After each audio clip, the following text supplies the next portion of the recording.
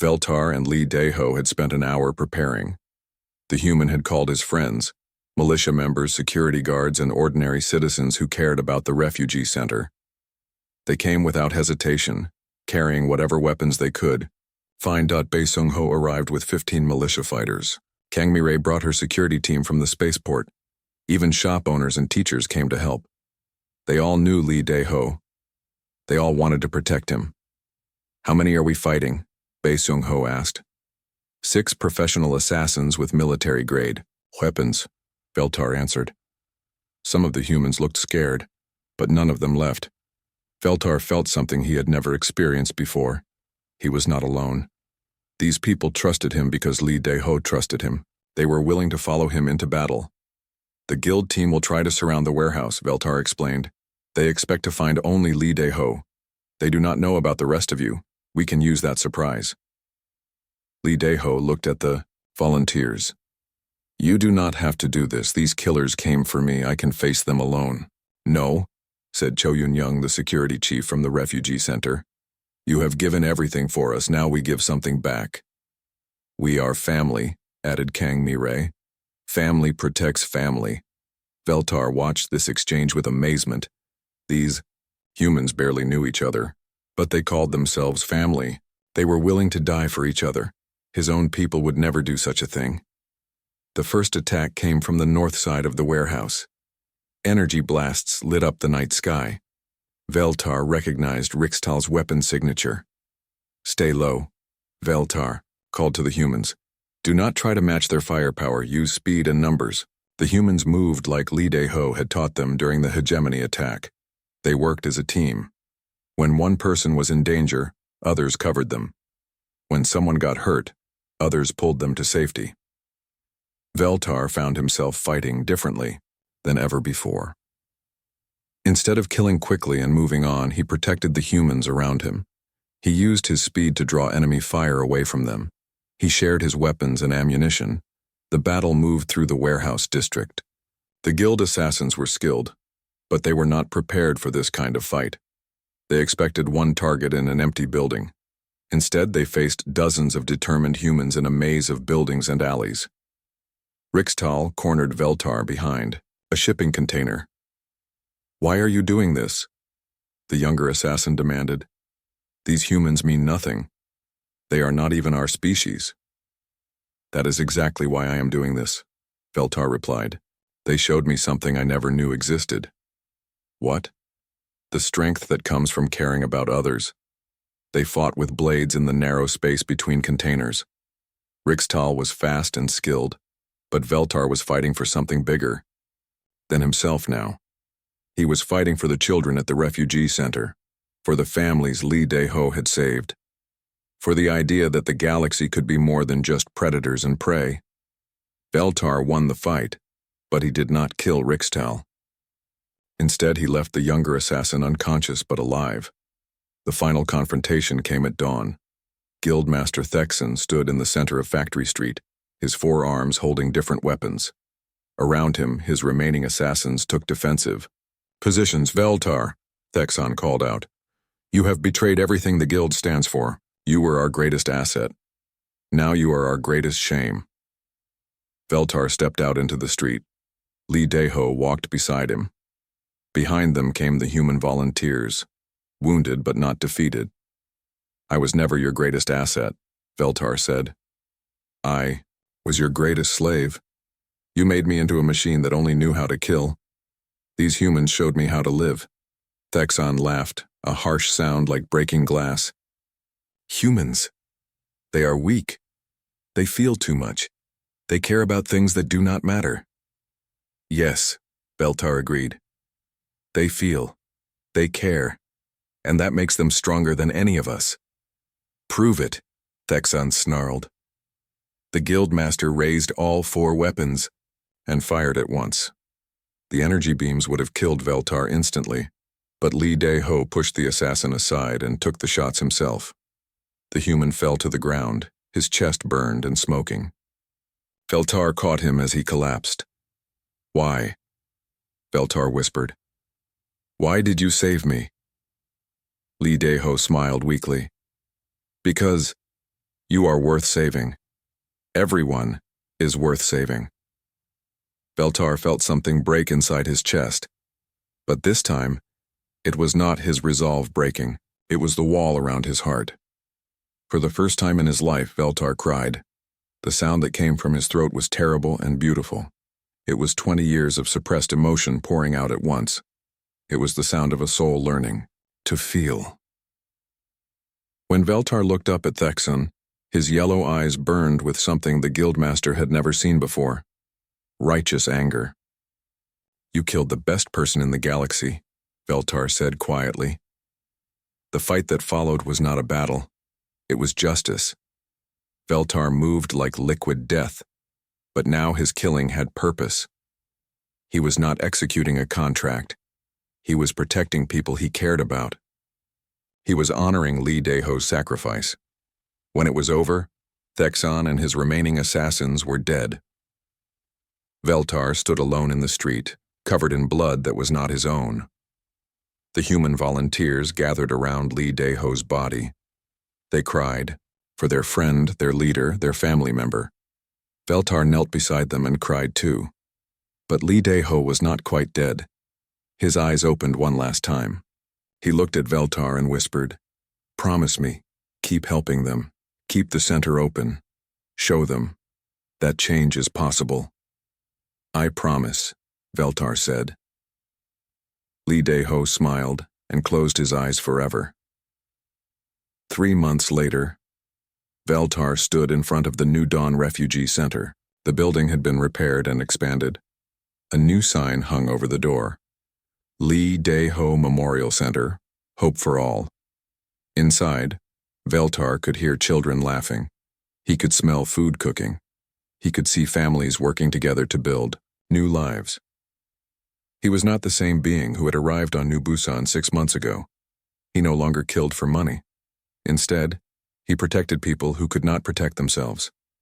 He taught young refugees how to defend their families. He used his skills to keep dangerous people away from the center. Cho Yun-young walked up beside him. "The morning deliveries are here," she said. "Food from the market, clothes from the donation drive, and books for the school." "Good," Veltar said. "The Kim family will need the clothes.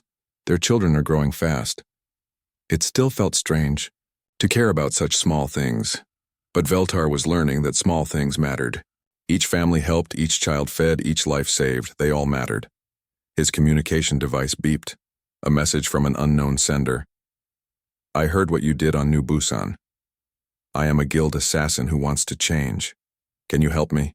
Veltar smiled, another expression that was new to him. He typed back, "Come to the Lee Daeho Memorial Center. We will find you a better way to use your skills." It was the 15th such message he had received. Word was spreading across the galaxy about the assassin who chose mercy over murder. Other killers were questioning their paths.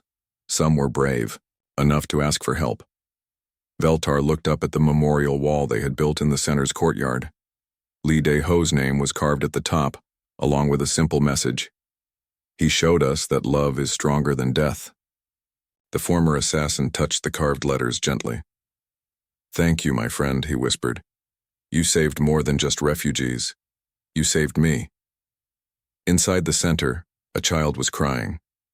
Veltar hurried in to help. There was work to do, people to save, hope to spread. The galaxy's most lethal assassin was dead. In his place stood something far more dangerous to the forces of evil, a protector who had learned to love, and across the stars, that love was growing, one saved life at a time. 3 days after the pirate warning, Minji Kim could not sleep. She lay in her small apartment staring at the ceiling. Outside, the night shift workers moved through the colony streets, but something felt wrong. She got up and walked to her computer. Her fingers moved quickly across the keyboard. As chief engineer, she had access to many colony records, personnel files, supply lists, security reports. She typed in a name, Jin Woo Park. The file that came up was almost empty. Birth date, arrival, date at New Busan, work permit for metalworking, nothing else, no previous jobs, no education records, no family information. Minji frowned. Everyone had more history than this. Even criminals had longer files. She tried different searches: military records, medical files, immigration data. Each search came back with the same message: access denied, classification level 7. Level 7 was military. High military, the kind of classification used for special operations. Minji sat back in her chair. Jinwoo Park, the quiet blacksmith who let everyone walk over him, had military secrets in his past. Big secrets. She thought about his workshop. The way he moved his hands when he worked, the perfect balance of every tool he made. Those weren't the skills of someone who learned metalwork as a hobby. A loud bang from outside made her jump. She looked out her window and saw Daeho Choi stumbling down the street. He was drunk again. Behind him walked 2 other miners, also drunk. They were laughing and shouting. "Let's go visit our friend the smith," Daeho said loudly. "See if he's awake." Minji grabbed her jacket and ran outside. This was not going to end well. Jinwoo's workshop was dark, but light came from the small apartment above it. He was probably sleeping. The 3 drunk miners banged on his door. "Park, get down here," Daeho shouted. "We want to talk to you." "Leave him alone," Minji said, running up to them. "He hasn't done anything to you." "Stay out of this, engineer girl," one of the miners said. "This is man business." Daeho kicked the door. "Come on, Park. Don't be a coward." The door opened. Jinwoo stood there in simple sleeping clothes. His hair was messy, but his eyes were alert. Too alert for someone who had just woken up. "What do you need?" he asked quietly. "We were talking," Daeho said, swaying slightly. "Talking about how you get all the easy jobs. Nice safe workshop while we dig in dangerous mines." "I work hard," Jinwoo said. "Same as everyone." "Do you?" Daeho pushed past him into the workshop. "Let's see what you really do in here." Minji followed them inside. She had been in the workshop many times, but now she looked at it differently. The tools were too advanced. The security system by the door was military grade. The metalworking equipment was better than anything the colony officially had. "Nice setup," Daeho said, picking up a hammer. "Where did you get money for all this?" "Saved up," Jinwoo said, but his voice was tight. Daeho swung the hammer at a piece of finished metalwork. It shattered on the floor. "Oops, sorry." Jinwoo's hands clenched into fists. For a moment, Minji saw something dangerous flicker across his face. Then it was gone. "Please leave," Jinwoo said. "Make us," the second miner said. He knocked over a box of tools. They scattered across the floor with loud crashes. Jinwoo stepped forward. His movement was smooth, balanced, ready. Minji had seen that kind of movement before. Her brother was a Marine.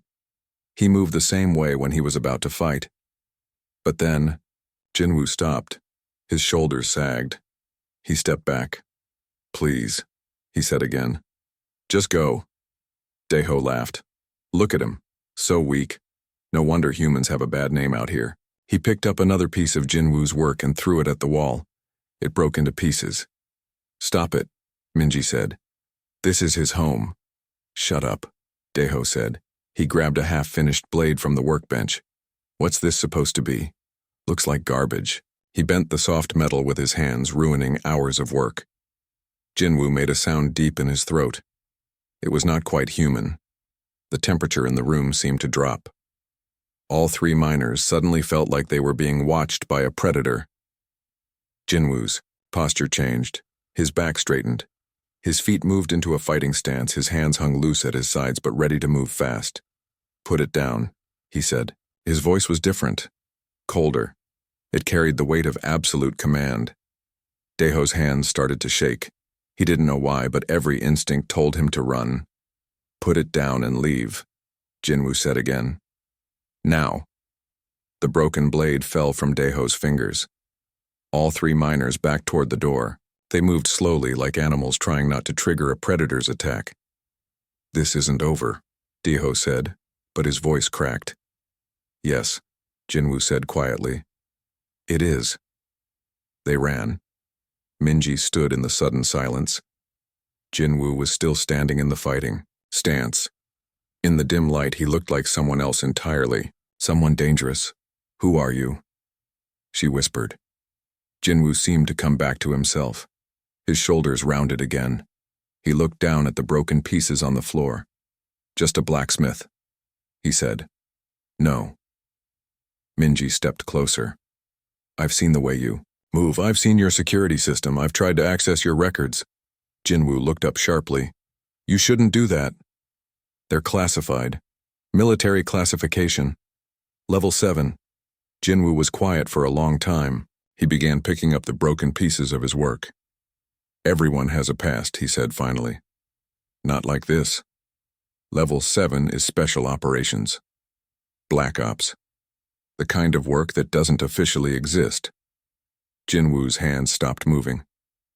"That life is over." "Is it because 3 minutes ago you looked ready to kill 3 men with your bare hands? I didn't hurt them. But you could have. Easily." Jinwoo sat down heavily on a work stool. For the first time since she had known him, he looked old, tired. "Yes," he said. "I could have." "What happened to you?" Jinwoo was quiet for so long that Minji thought he wouldn't answer. When he finally spoke, his voice was barely a whisper. "I was a soldier, a special kind of soldier. We did jobs that regular military couldn't do, couldn't know about." "What kind of jobs?" "The kind that keep people like you safe at night, the kind that make sure colonies like this can exist. And now I make tools. I try to help people. I try to make up for what I did." "What did you do?" Jinwoo looked at her with eyes full of old pain. "Things that were necessary, things that still wake me up at night." A sound from outside made them both freeze. It was the colony's emergency siren. Administrator Lee's voice came over the communication system. "All colonists to emergency stations. We have confirmed hostile ships approaching the system. Repeat, hostile ships inbound. This is not a drill." Minji ran to the window. In the distance, she could see lights in the sky, ships coming down from orbit. "The Crimson Fleet," she breathed. Behind her, Jinwoo stood up slowly. When he spoke, his voice was different again. Calm. Professional. Deadly. "How many ships?" he asked. "I can see at least 6 landing craft. Maybe more." Jinwoo walked to his hidden cabinet. His fingers found the secret locks. Inside, under the old metal, were other things. Technical manuals, weapons specifications, battle plans. "Minji," he said, "you need to get to the evacuation center." "What about you?" Jinwoo pulled out a data pad. The screen showed tactical information about the colony layout, defensive positions, weak points, the kind of analysis only a military professional would make. "I'm going to do what I should have done years ago," he said. "Which is?" He looked at her with eyes that were no longer tired, no longer afraid. Eyes that had seen war and knew how to win it. Protect people. Outside, the first explosions began. The Crimson Fleet had arrived, and somewhere in the darkness, between stars, Captain Yunsu Kang was preparing to destroy everything Jinwoo had tried to build. But the quiet blacksmith was quiet no more. The ghost was waking up. The hammer fell with a steady rhythm against the hot metal. Sparks flew from the anvil as Jinwoo Park shaped the iron bar into a tool blade. Sweat dripped down his face in the heat of the forge, but his hands never shook. Each strike was perfect. Each blow landed exactly where it needed to. Outside his small workshop, the sounds of New Busan Colony drifted through the open door. Miners heading to work. Transport ships landing with supplies. The usual noise of a frontier settlement trying to survive on the edge of human space. Jinwoo wiped his forehead with the back of his hand. The blade was almost finished. Just a few more strikes to get the curve right. He had promised Minji Kim it would be ready today. She was one of the few people who treated him with respect. Most others saw him as weak. "Hey, Park." The voice made Jinwoo's shoulders tense. He knew that voice. Daeho Choi, the mining foreman. A big man who liked to make others feel small. Jinwoo set down his hammer and turned around. Daiho stood in the doorway with two other miners. All three men were dirty from their work, and all three were grinning like they had found something fun to break. "We need tools fixed," Daiho said, walking into the workshop without being invited. His boots left mud on the clean floor. "And we need them fast." "Of course," Jinwoo said quietly. "What needs repair?" Daiho dropped a pickaxe on the floor. The handle was cracked, but it was an easy fix. "This, and make it strong, not like that weak stuff you usually make." Jinwoo picked up the pickaxe. His work was never weak. Everyone knew his tools lasted longer than anyone else's, but he said nothing. He had learned long ago that arguing only made things worse. "How long?" he asked. "1 hour," Daiho said. "We have a quota to meet." Jinwoo looked at the damage. A proper repair would take at least 3 hours, but he nodded anyway. "I will do my best." "You better," one of the other miners said. "Or maybe we'll have to find a new blacksmith." They laughed as they left. Jinwoo stood alone in his workshop, holding the broken tool. His hands were steady, but something flickered in his eyes for just a moment. Something cold. Then it was gone. He began to work. 2 hours later, Minji Kim walked into the workshop. She was young, maybe 25, with the quick movements of someone who solved problems for a living. As the colony's chief engineer, she kept the power running and the machines working. "Jinwoo?" she called. "Is my blade ready?" He looked up from the pickaxe he was repairing. "Almost. 5 more minutes." Minji noticed the cracked tool. "That looks like Daiho's work. Did he break another one?" "Accident," Jinwoo said. He never spoke badly of others, even when they deserved it. "Right." Minji rolled her eyes. "That man breaks more tools than anyone else in the colony. Either he's the clumsiest miner in the sector, or he does it on purpose to bother you."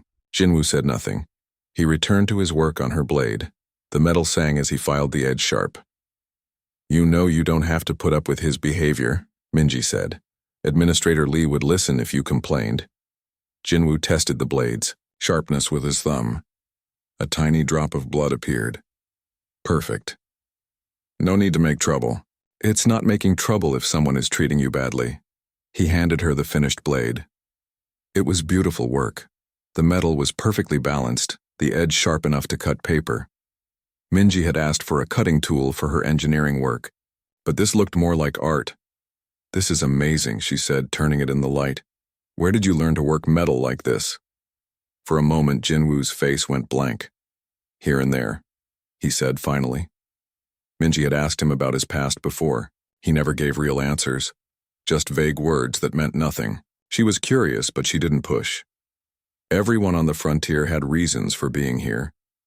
Not all of them were happy reasons. "Thank you," she said, paying him. "As always, your work is the best." After she left, Jinwoo returned to the pickaxe, but he couldn't focus. His hands, usually so steady, shook slightly as he worked. Memories tried to surface, old memories he had buried deep. The workshop around him flickered in his vision. For a moment, it wasn't a peaceful forge on a mining colony. It was somewhere else, somewhere with the smell of smoke and blood, somewhere with screaming. He shook his head hard. Those days were over. He was just a blacksmith now, just a quiet man who made tools and tried not to bother anyone.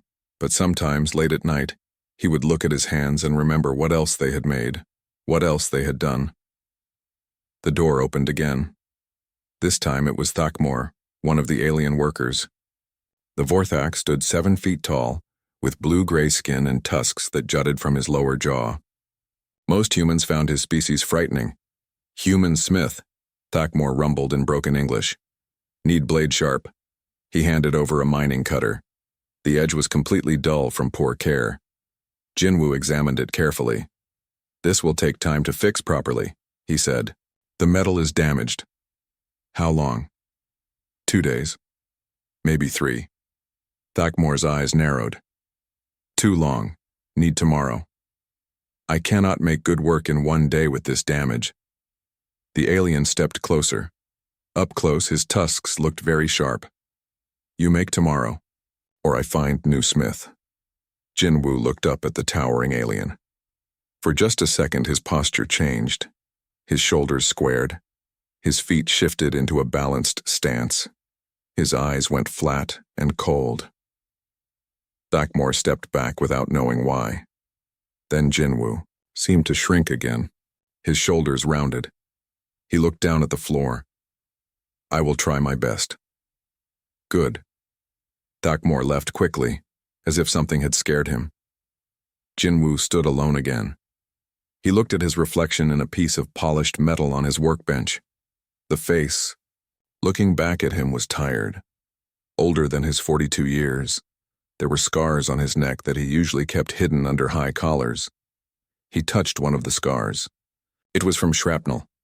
He could still remember the explosion that had put it there, the mission that had gone wrong, the reason he had left his old life behind. The communication screen on his wall suddenly came to life. Administrator Lee's voice filled the workshop. Attention all colonists, we have received reports of increased pirate activity in the sector. All transport ships will now travel with military escort. Colony defense status is raised to yellow alert. Jinwoo's hand froze on his scar. Pirates. The word brought back more memories. Memories of hunting ships through asteroid fields, of boarding, actions in the dark of space, of enemies who showed no mercy. The Crimson Fleet has been identified as the primary threat, Lee continued. All colonists should report suspicious activity immediately. That is all. The screen went dark. Jinwoo stood in the sudden silence of his workshop. The Crimson Fleet. He had heard that name before, during the war. They had been a problem then, too. He walked to a cabinet in the corner of his workshop. It looked like a normal storage unit, but his fingers found hidden switches. The lock clicked, open with a soft hiss.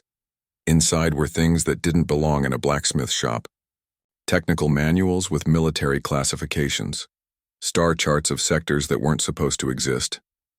And at the bottom, wrapped in old cloth, a medal. The medal was black metal with silver writing. Outer Rim Defense Corps, Special Operations. Division. Below that, a single word, Ghost. Jinwoo stared at the medal for a long time. Outside, the sounds of the colony continued. Normal people living normal lives. People who had never seen the darkness between the stars. People who slept safely because others stood guard in that darkness. He wrapped the medal back up and closed the cabinet. The hidden locks engaged with soft clicks. When Daeho came back for his pickaxe, he found Jinwoo working at his forge as usual. The quiet blacksmith who never caused trouble. The easy target who took their insults and abuse without fighting back. But something in the workshop felt different.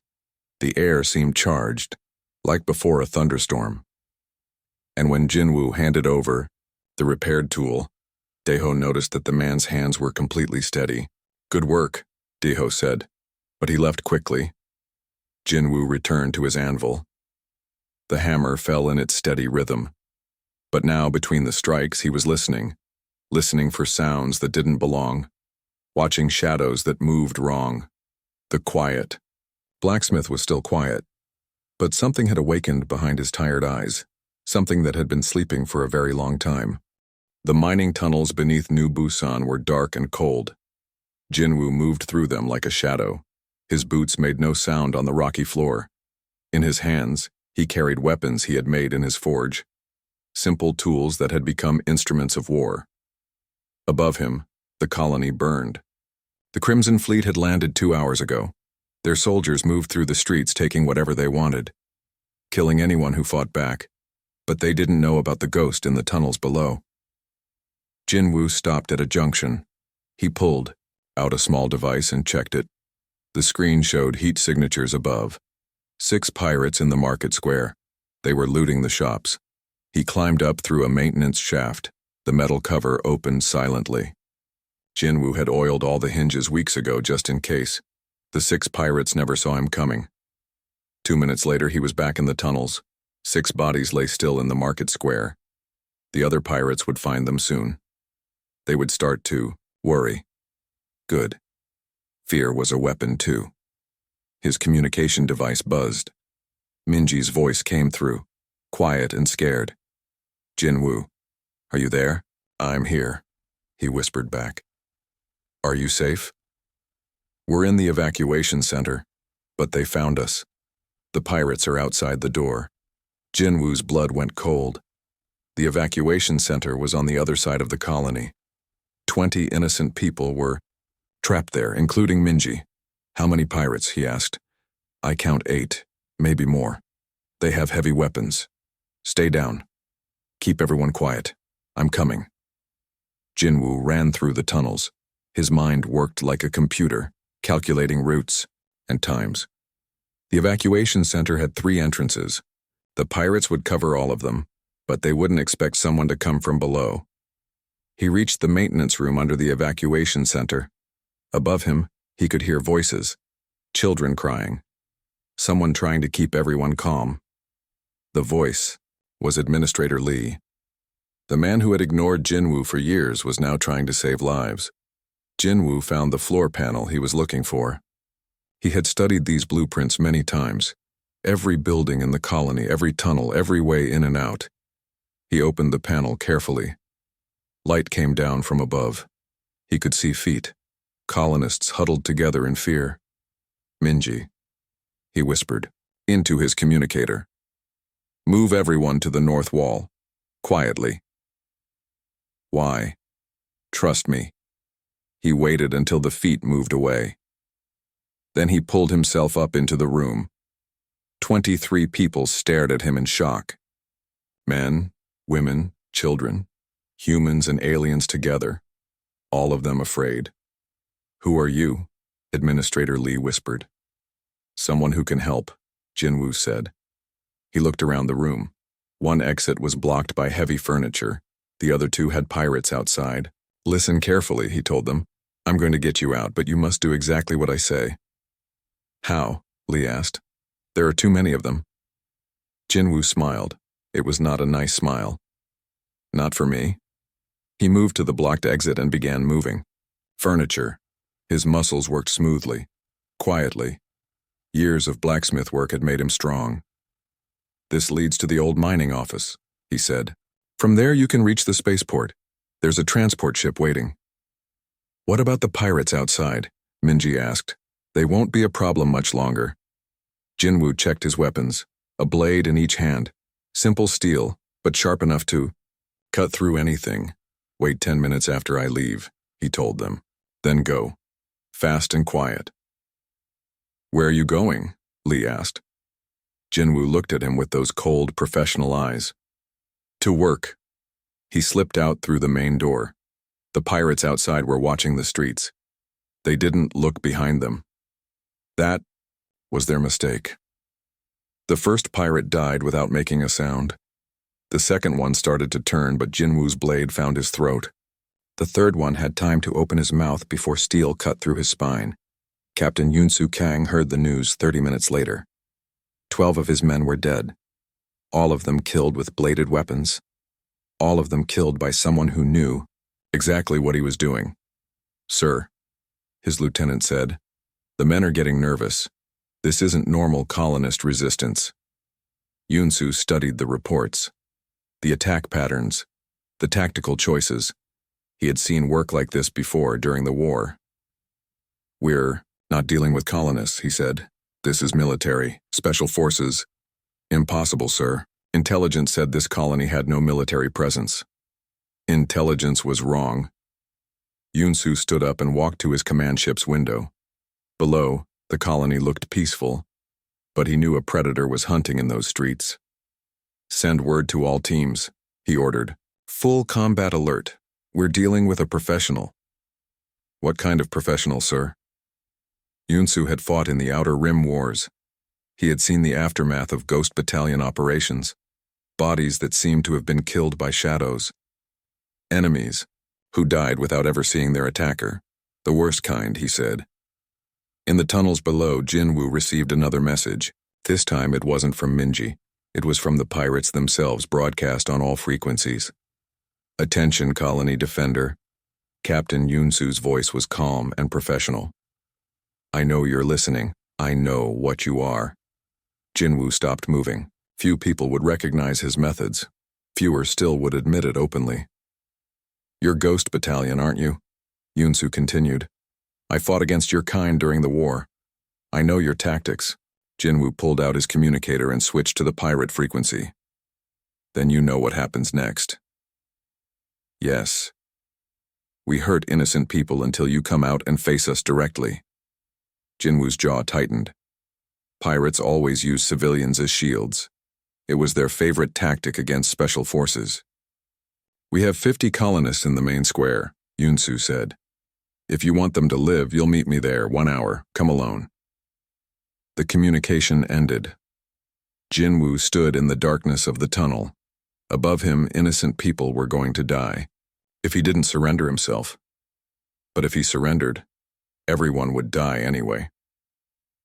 Pirates didn't leave witnesses.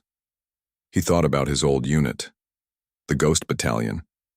They had faced situations like this before. There was always a third option. Always a way to turn the enemy's strength into weakness. Jinwoo smiled in the darkness. It wasn't a nice smile. He had 1 hour to prepare, 1 hour to become the ghost again. Captain Yunsu wouldn't know what hit him. In the main square, 50 colonists sat in fear. Pirates surrounded them with weapons ready. In the center, Captain Yunsu waited. He was a professional. He knew the ghost would come, but he didn't know that the ghost had never really left. In the shadows of New Busan, something deadly was moving. Something that had spent years pretending to be weak. The Iron Ghost was walking again. And this time, he was fighting for something worth protecting. The final battle was about to begin. The main square of New Busan was silent except for the wind. 50 colonists sat on the ground surrounded by 20 pirates with weapons. Captain Yunsu Kang stood in the center checking his watch. 5 minutes late, he said to his lieutenant. "Maybe our ghost is losing his nerve." From the shadows beside the old mining office, a voice answered, "No, just getting into position." Every pirate spun toward the voice, but there was no one there.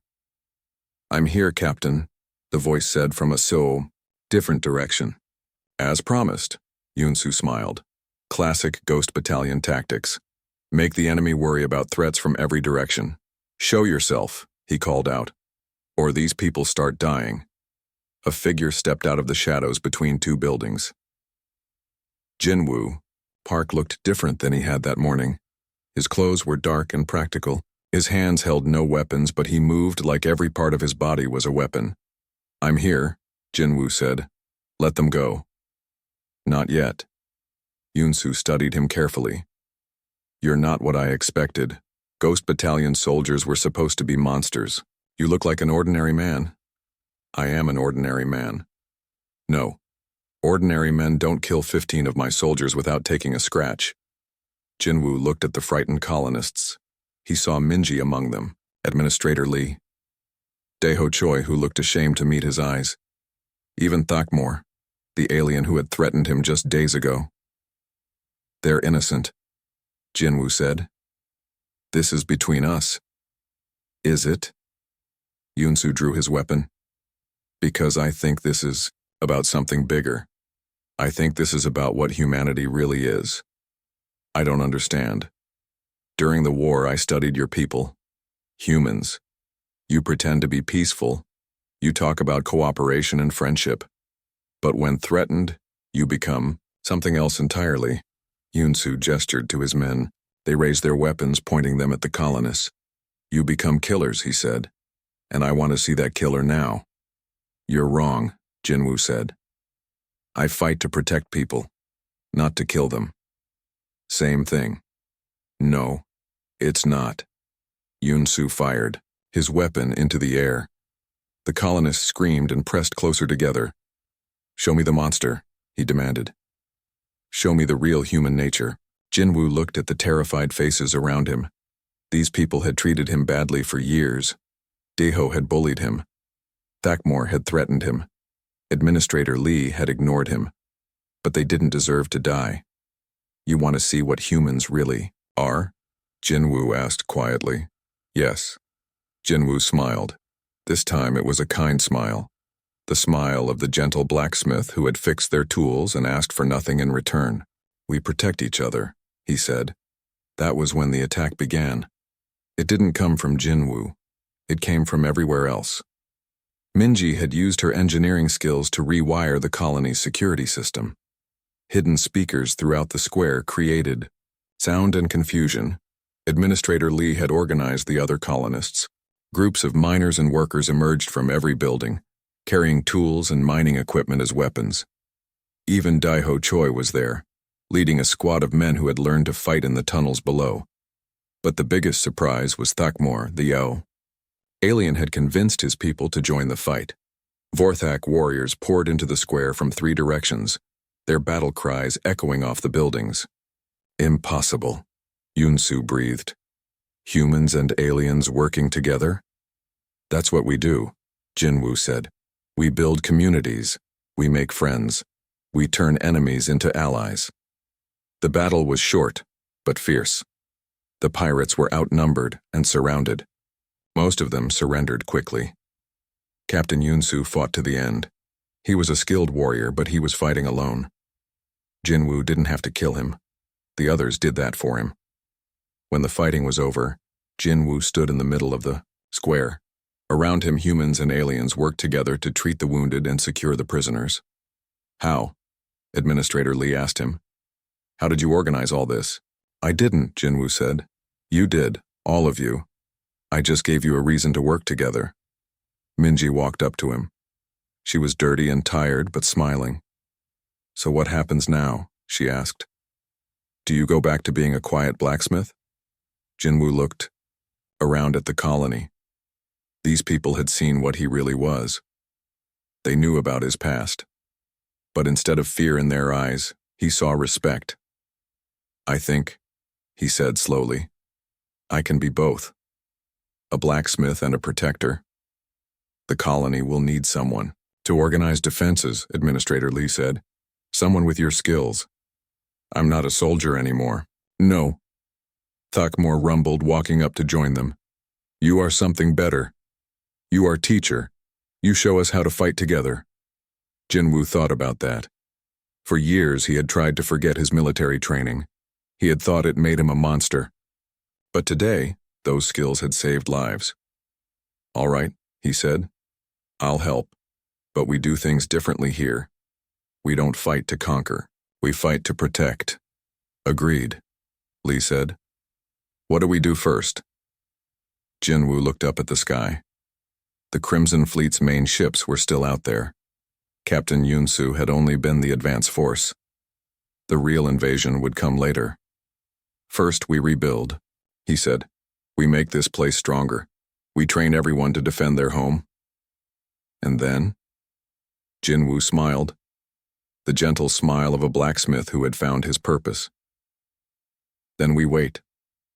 And when they come back, they'll find out what happens when you threaten a community that stands together." 6 months later, New Busan had changed. The buildings were stronger, the defenses were better. Most importantly, the people were different. Humans and aliens worked side by side. Former enemies had become friends. The colony had become something new, something better. In his workshop, Jinwoo Park hammered metal into shape. But now he wasn't working alone. Daeho Choi was learning to make tools instead of breaking them. Thakmor had become skilled at weapon repair. Even Administrator Lee spent time in the forge, learning how ordinary materials could become extraordinary things. "Master Jinwoo," Minji said, walking into the workshop. She was his partner now in work and in life. "We're getting reports of ships in the outer system." Jinwoo looked up from his work. "How many?" "A lot. It looks like the Crimson Fleet's main force." "Good." Jinwoo set down his hammer. "I was wondering when they'd get here." "Aren't you worried?" Jinwoo looked around his workshop. The walls were covered with tools and weapons made by human and alien hands working together. In the corner, his old military medal sat next to a picture of the colony's children playing safely in the streets. "No," he said. "I'm not worried." "Why not?" "Because I'm not fighting alone anymore. Outside, the people of New Busan prepared for battle, but they weren't afraid. They had learned something important from their quiet blacksmith. Sometimes the strongest thing you can do is stand together, and sometimes the deadliest warrior is someone who fights not for glory, but for home. The Iron Ghost had found his peace. Not by forgetting his past, but by using it to build something better. The Forge of Heroes was ready. And this time, everyone who came to destroy it would learn what humanity really meant. Not conquest, not domination, community.